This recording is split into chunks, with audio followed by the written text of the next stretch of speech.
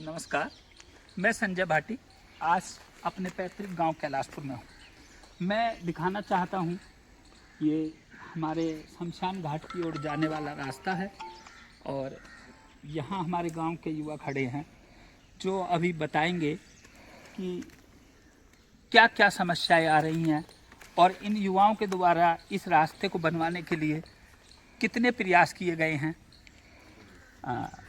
आप बताएंगे? हाँ जी, बताइए। प्राधिकरण का काम चल रहा था इधर, इसमें जो हमारा गांव का शमशान है, तो उसी दौरान एक ट्रैक्टर आया जिसमें माल भरा हुआ था, वो यहाँ पर टूट गया। सेम डे प्राधिकरण को सूचना दे दी गई और उसी दिन सिंचाई विभाग को दे दी गई। उसके बाद उन्होंने कहा कि इस चीज़ में हम 1 से 3 महीने का समय लेंगे। अभी 6 महीने से ज़्यादा हो गए एज इट इज़ स्थिति है यहाँ की। दूसरा, शमशान आने के लिए हमारे पास एक टेम्परेरी ये रास्ता तैयार कराया गया, कच्चा, जो बरसात में कई बार अर्जेंट बेसिस पे लोड वगैरह लेके तब काम करवाया जाता है। अभी बीती बरसात में ही यहाँ कई बार समस्या आई, जो ऐन मौके पे ही हमें खुद ही लोगों को एक तरह से जैसे कहेंगे कि जॉइंट एक फंड की व्यवस्था करवा कर ट्रैक्टर वगैरह अरेंज करवाने पड़े, तब यहाँ पे स्थिति आई। यह रास्ता और भी बेकार है, ट्रैक्टरों को इधर से निकलना बड़ा मुश्किल है। ट्रैक्टर यहीं पर ही अटक गया था।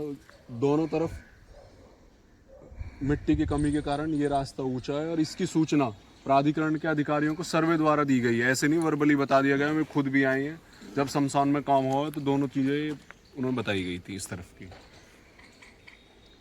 मैं आज चाहूँगा कि आप इसके अलावा भी जो चीज़ें हैं गांव में वो मुझे बताएं। दूसरा, इस नाले से अभी जो जैसे सर्दियों में इस नाले से जो स्मेल का जो स्तर है वो बहुत भयानक आता है। जो लोग इनके इर्द गिर्द रह रहे हैं वो ज़्यादा महसूस कर रहे हैं। सेम ऐसी स्थिति गांव के अंदर जो तालाब है उसमें है। उधर तो पानी की निकासी वगैरह का कुछ है ही नहीं। जो है गांव की जितनी भी जो अंदर की जो आबादी में जो रास्ते हैं उनकी सूचना लगभग 6 महीने पहले प्राधिकरण को रिसीविंग करवा दी गई है। उसके लिए भी फॉलोअप चल रहा है उनसे, लेकिन अभी तक कोई खासा रेस्पॉन्स दे नहीं रहे हैं वो लोग। अभी हम जो है यहाँ के बाद दूसरी उन जगहों पर भी आपको ले जाना चाहेंगे और आज हमें जो गांव में दूसरी जगह समस्याएं, जैसे आपने नाले के बताया, मैं अभी गांव में से आ रहा था, कुछ खंभों में भी प्रॉब्लम है एनपीसीएल की, उनकी भी, तो उनको भी आप संपादक जी, उनकी भी लिखित उन्हें सूचना दे दी गई है, सर्वे करवा दिया गया है। 3 महीने हो गए हैं। मैं उनके एनपीसीएल के जितनी चतुराई वो अपने कलेक्शन को करने में दिखाते हैं, शायद इतनी गाँव में दिखाते तो गाँव में कई सारे पोल टूटे हुए हैं जिनकी स्थिति बहुत अच्छी हो सकती थी। सिर्फ जुगाड़ पे जुगाड़ करे जा रहे हैं, जो आने वाले समय में किसी भी दुर्घटना के लिए एक तरह से न्योता दे रहे हैं।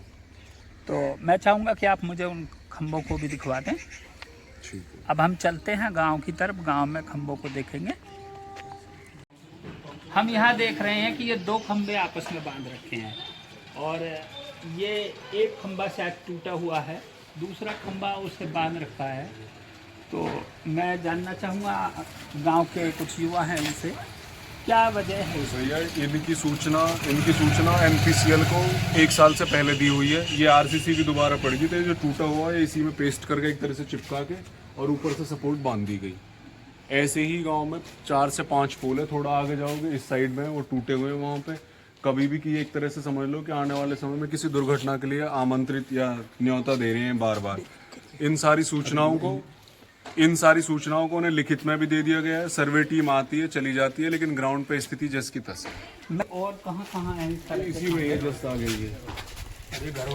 अभी आप देखेंगे ये खंभा झुका हुआ भी है और नीचे से मैं चाहूँगा कि इसमें नीचे इस तरफ तक भी आकर के इसे बहुत बारीकी से दिखाया जाए कि ये हालात है।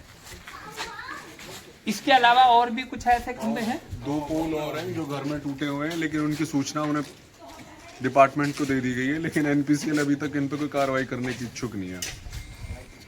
चलते हैं अगले खंभे को देखने के लिए।